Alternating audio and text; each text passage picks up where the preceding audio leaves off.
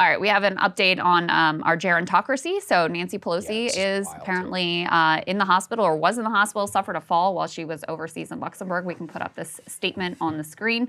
This is from Ian Krager, her spokesperson. While traveling with a bipartisan congressional delegation in Luxembourg, Speaker Emerita Nancy Pelosi sustained an injury during an official engagement, was admitted to the hospital for evaluation. They say she's currently receiving excellent treatment from doctors and medical professionals, continues to work, regrets she's unable to attend the remainder of the Codell engagements, blah, blah, blah. So significant injury here that was sustained by her. And my understanding is what she ended up having to have a hip replacement. Is that what happened? I don't know. I haven't seen it yet. I was looking for the same thing. But, you know, that's no joke when you're, how old is she? She's 80-something. She is 84 years old. Hip replacement is not a joke. Fall is one of the leading causes or contributors to death of people who are over the age of 70. By the way, that's a good reason to always try and stay in shape, because it's very difficult whenever you lose muscle mass and others, especially to recover after a situation like this. It can often lead to degradation. I hope for the best, and I hope she's okay. But it is just, it's sad because it just highlights that these people cling to power no matter what. You're 84 years old, you're worth over $100 million, right? You're ostensibly not even well-earned, yeah, totally well-earned, well-deserved, you know. Listen, they live in a meritocracy, right? I just confirm, it is a hip replacement. She had to have a hip replacement here in Luxembourg, so significant fall. You're in a foreign country, you know, this is not in terms of all these things you're subjecting yourself to, and you're doing it at this point for what? You lost. The signature achievement of the Pelosi, leadership. Everyone says she's one of the greatest leaders of all time. It's like, well, not when you put it up against Rayburn and some of the other great speakers of the House, but just objectively, like, look at the course of the Democratic Party under her. You had Barack Obama, and they were all jazzed and excited for that, and they got blown out in 2010. They briefly returned to power as a bulwark against Trump to resign him to the dustbin of history, as you'll all recall. And their project of the last 12 years, the political project, has been a failure. It has led now to, again, the rise of Donald Trump and to no House majority. So people can say that you've been such a great accomplishment and wielder of power, etc. Like, I don't see any of that at all at this point. If anything, it's just time.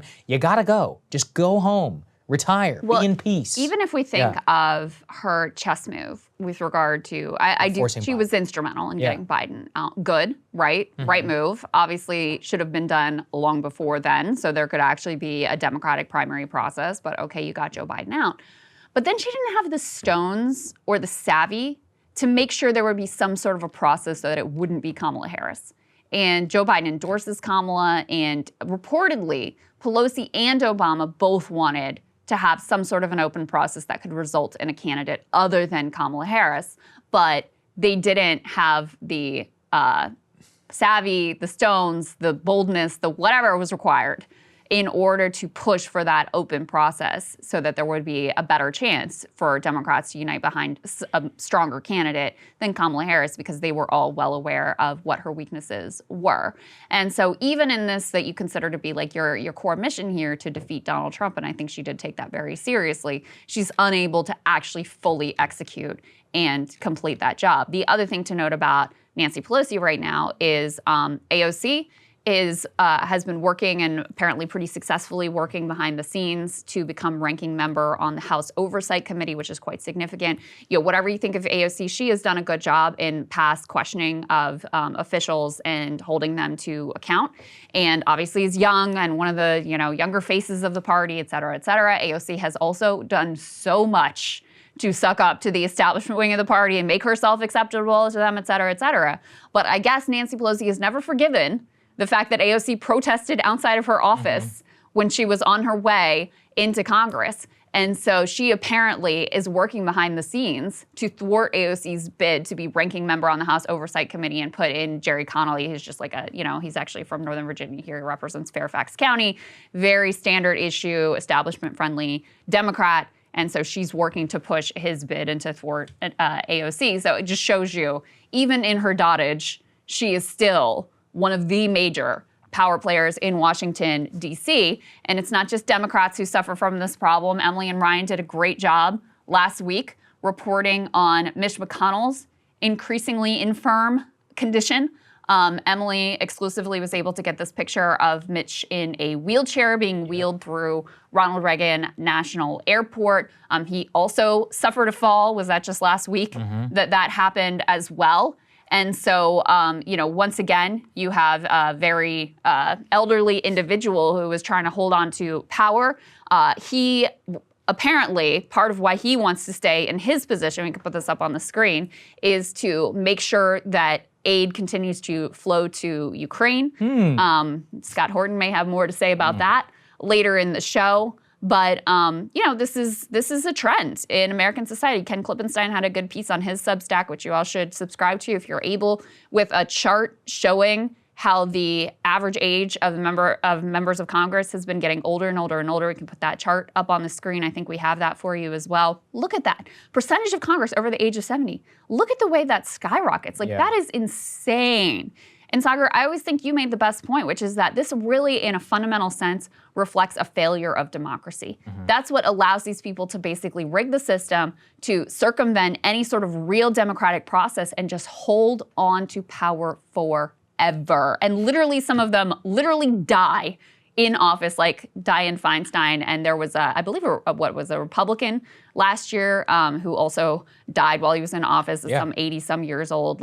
That's insane that they hold on to power until they are literally taking their last dying breath. I agree. I also, though, it comes back to our healthcare thing. I've just increasingly am resigned where it is true they resign the system, rig the system and all that, but people just seem to excuse it. I don't understand. The Chuck he's 92 years old. McConnell got reelected. So did Pelosi. It's nuts. She's up every 2 years and they're like, yep, we're cool with this.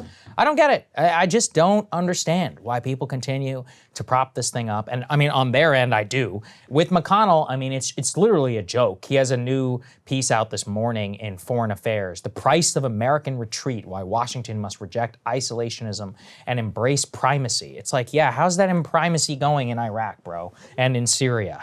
I'm sure it worked out really well. But this is, it also shows to the things that they hang on and that they cling to and what for are so just ridiculous. They're not hanging on to the bitter end just to make sure that Kentucky is great again or is revitalized. They're doing it so that the city of Kiev can be revitalized. So look, it's sometimes a talking point, but it is genuinely true. They do actually care more about Ukraine, about NATO, and all these other places than they do about you. And those are the people that continue to get elected. So I just don't know what to do about this. Just a last thought on that point. So in Kentucky in particular, Mitch McConnell is not liked. They hate him. He's very unpopular. Yes. And so you do ask, okay, well, why does he continue to get reelected? And I mean, it is a sort of anti-democratic process where Kentucky's a red state now, so they don't want to vote for a Democrat. So when he gets into a general election contest versus also Democrats put up terrible candidates like Amy McGrath, but whatever, he's very likely to get elected.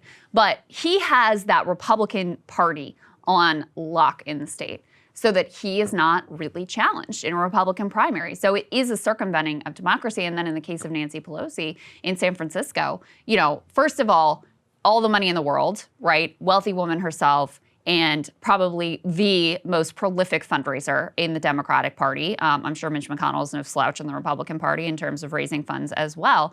But then in addition, she refused to do any sort of Democratic debate vis-a-vis her challengers in the Democratic primary, where, again, it's a situation where it's a very blue area. You're not going to have a Republican succeed in that district. So the whole game is in the Democratic primary. And so, again, there's a real failure of a democratic process there. I mean, you saw the same thing with Dianne Feinstein, where she's able to hold on until she, literally didn't even know where she was.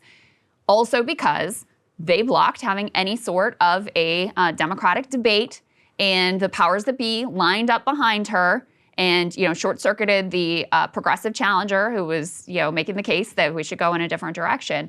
And so a lot of these things do come down to basic failures of democracy and show that erosion of real ability to, effectuate change and have any kind of real choice within this current locked-in system. Absolutely. Hey, if you like that video, hit the like button or leave a comment below. It really helps get the show to more people. And if you'd like to get the full show ad-free and in your inbox every morning, you can sign up at breakingpoints.com. That's right. Get the full show, help support the future of independent media at breakingpoints.com.